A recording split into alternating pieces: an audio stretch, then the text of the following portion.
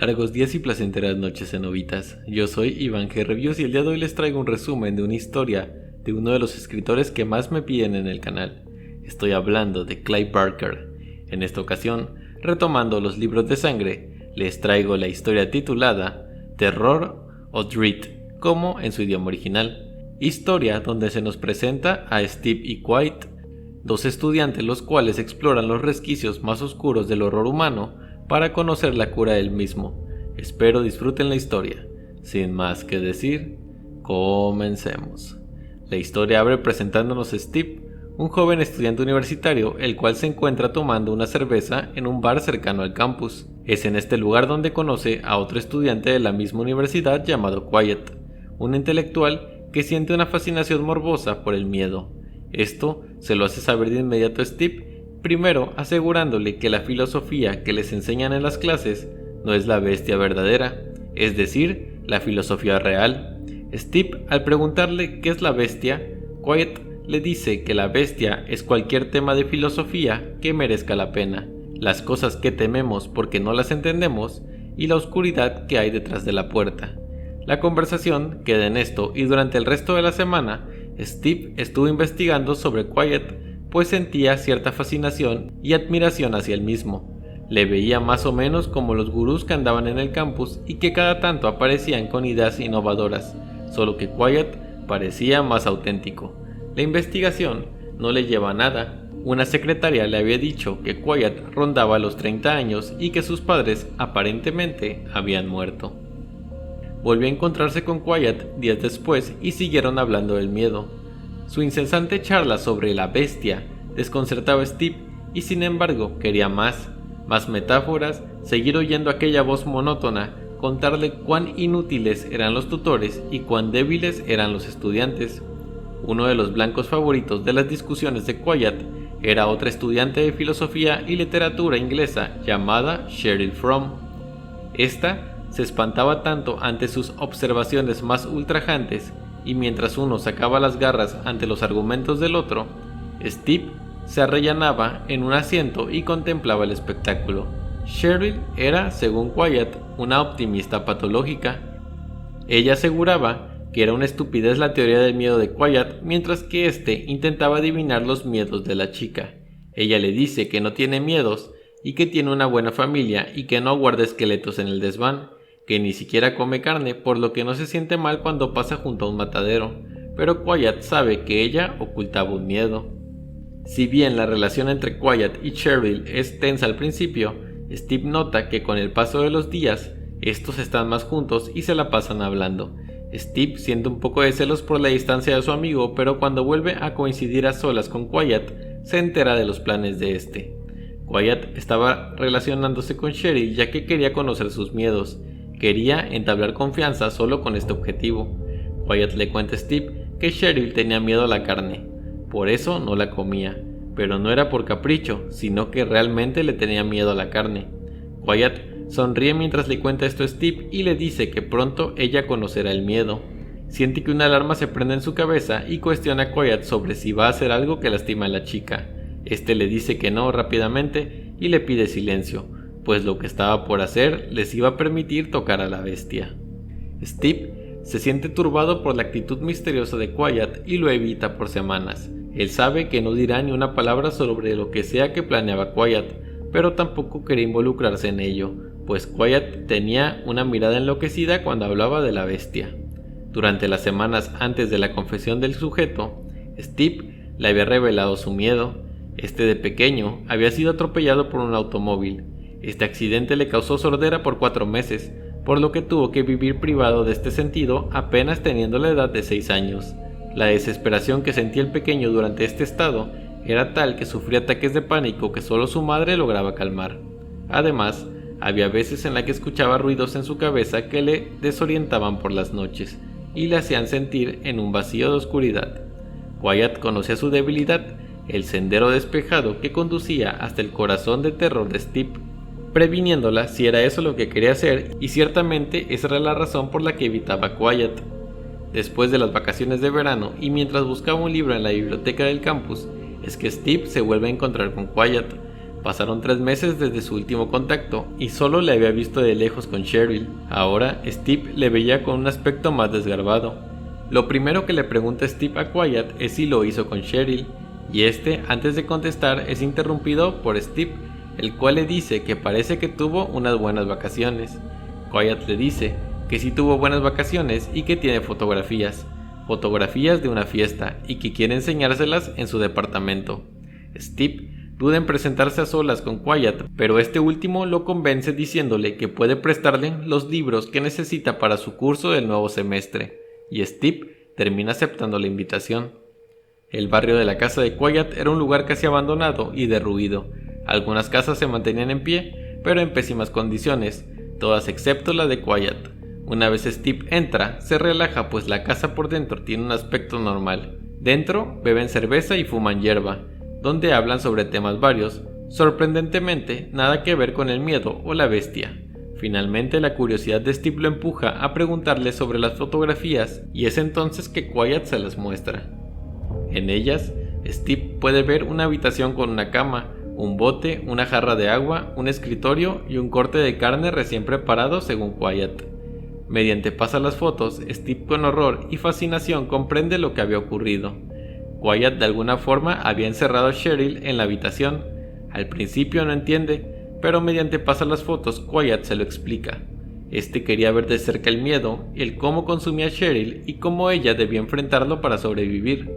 Según Wyatt, ella estaba enterada de que él quería hacer un experimento así. Entonces, solo tuvo que aprovechar que ella se quedaba dormida después de tener sexo para llevarla a la habitación. Al principio la chica solo gritó por ayuda, tomó agua y se acurrucaba en su esquina. No planeaba comer la carne, la cual miraba con asco. Debido a la ubicación aislada de la casa, nadie la escuchó, y Wyatt contaba con esto. Por ello, había elegido esta casa en específico. Sherry aguantó 6 días enteros tomando agua solamente. No pretendía comer la carne, sobre todo porque ésta comenzó a pudrirse, y pronto un grupo de moscas dejaron sus huevecillos en la misma. Wyatt le explica a Steve que la decisión de Sherry debía ser rápida, pues mientras más pasaban los días la carne se volvía más incomible. Sherry en el fondo sabía que debía comer la carne para que Wyatt la dejara ir, por lo que tuvo que hacerlo finalmente, aún con los gusanos. Wyatt le dice a Steve que Sherry es el primer paso para su investigación. No explica el objetivo de dicha investigación, pero esto no es lo que más inquieta a Steve. En las últimas fotos se ve como Wyatt la deja salir. Steve le pregunta qué pasó después y Wyatt le dice que nada, que le dio unas patatas fritas y que Sherry no volvió a hablar. Después se fue y no había sabido nada de ella desde entonces. Steve se siente muy incómodo y turbado por lo que había ocurrido, por lo que decide irse. Pero Wyatt le pide que espere pues le va a dar los libros que le prometió. Cuando Wyatt se retira para buscar los libros, Steve se queda pensando en las fotos y cuando está por irse, Wyatt le pone un paño con cloroformo en la boca y lo duerme. Steve entonces se convierte en el próximo candidato de Wyatt para sus experimentos. Este se despierta cautivo en una habitación oscura y silenciosa. Al principio, Steve conserva la calma y no le demuestra miedo a Wyatt, cosa que lo enfada mucho, por lo que procede con el paso 2 de su plan. Cuando Steve se queda dormido, Wyatt le pone una especie de capucha que se inserta en sus oídos dejándolo sordo nuevamente, lo que lo obliga a revivir aquel periodo de sordera infantil que lo aterrorizaba de pequeño y que lo dejó traumatizado. Steve se vuelve loco por esta privación sensorial forzada, se orina y defeca encima, asimismo vomita, y en su desesperación pierde un zapato, el cual cae por una rendija de la jaula suspendida donde se encontraba. Steve piensa que está suspendido sobre un abismo sin fondo, pues no logra escuchar la caída del zapato por obvias razones. No se dice cuánto tiempo pasa, pero Wyatt decide que ha visto suficiente y abre la jaula dejando caer a Steve a 2 metros de altura hasta el suelo donde cae junto a su zapato. Después, Wyatt entra por una puerta con una máscara de ratón. Este guía a Steve hasta la cocina donde le sirve comida. Steve está enloquecido y desorientado. Estaba cansado, quería dormir y quería a su madre, pero el ratón no parecía comprenderlo, así que lloró y pateó la mesa y tiró los platos y las tazas al suelo. Luego se fue corriendo a la habitación contigua y tiró por el aire todos los papeles que encontró. Unos estaban escritos, otros eran fotos horribles, fotos que le causaron una sensación muy extraña. Absolutamente todas las fotos eran de gente muerta. algunas de niños pequeños, otras de niños ya crecidos. Estaban tumbados o medio sentados y tenían profundos cortes en la cara y en el cuerpo, cortes que ponían al descubierto algo asqueroso, una especie de revoltijo de trocitos brillantes y trocitos que supuraban. En 3 o 4 fotos se veía el instrumento que había realizado los tajos. Sabía cómo se llamaba: hacha. Esa fue su última idea antes de que el aroma demasiado familiar del cloroformo invadiera su cabeza y perdió la conciencia. Steve entonces despierta y es encontrado por un policía que lo confunde con un vagabundo adicto a las drogas. Lo lleva a un albergue y allí le dan ropa y zapatos nuevos, todos de colores diferentes, incluso los calcetines. La historia no nos dice cuánto tiempo pasa en el refugio, pero al menos fue lo suficiente para terminar con la mente de Steve. Este actúa como un niño y le gustaba vestirse poniéndose 2 chaquetas y 2 pares de calcetines cuando no lo miraban. Mientras tanto, Wyatt despierta en su habitación muy asustado. Los experimentos de Wyatt desde el principio tenían como objetivo ayudarlo a comprender la naturaleza del miedo. Esto para curarse. Wyatt tenía coulrofobia o miedo a los payasos, y había una pesadilla recurrente en la cual un payaso con un hacha lo atacaba sin piedad mientras dormía. Esto lo mantenía despertándose constantemente y había causado su obsesión. Mientras que en el refugio, esa misma noche, Steve despierta debido a una pelea entre borrachos.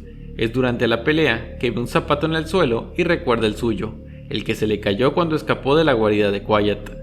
O escapó entre comillas.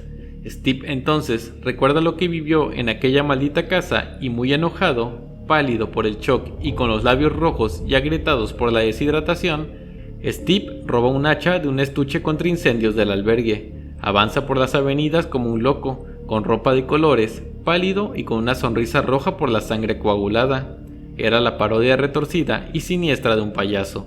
Steve recordaba el camino a casa de Wyatt y recorrió el trayecto con solo una idea en mente. Steve despertó a Wyatt cuando dio los primeros pasos por las escaleras que daban a su dormitorio, y con horror Wyatt pudo ver cómo poco a poco aquella cosa iba subiendo, saltando y riéndose, balanceando el hacha de un lado a otro.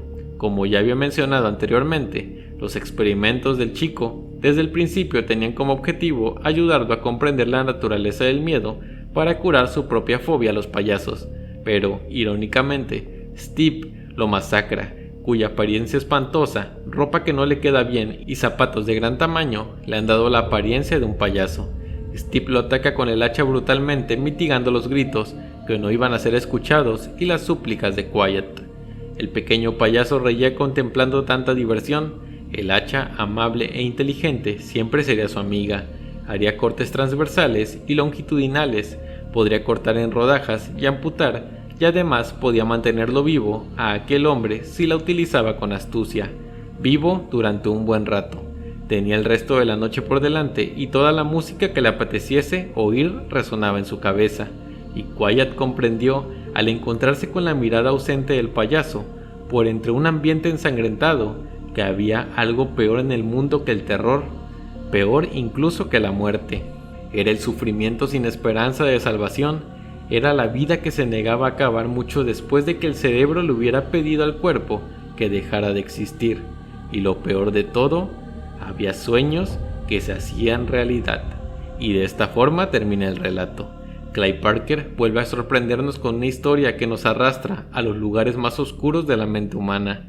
Nos presenta un personaje asqueroso que hará cualquier cosa para curar un miedo irracional y que de todas formas, irónicamente termina volviéndose realidad por su propia mano.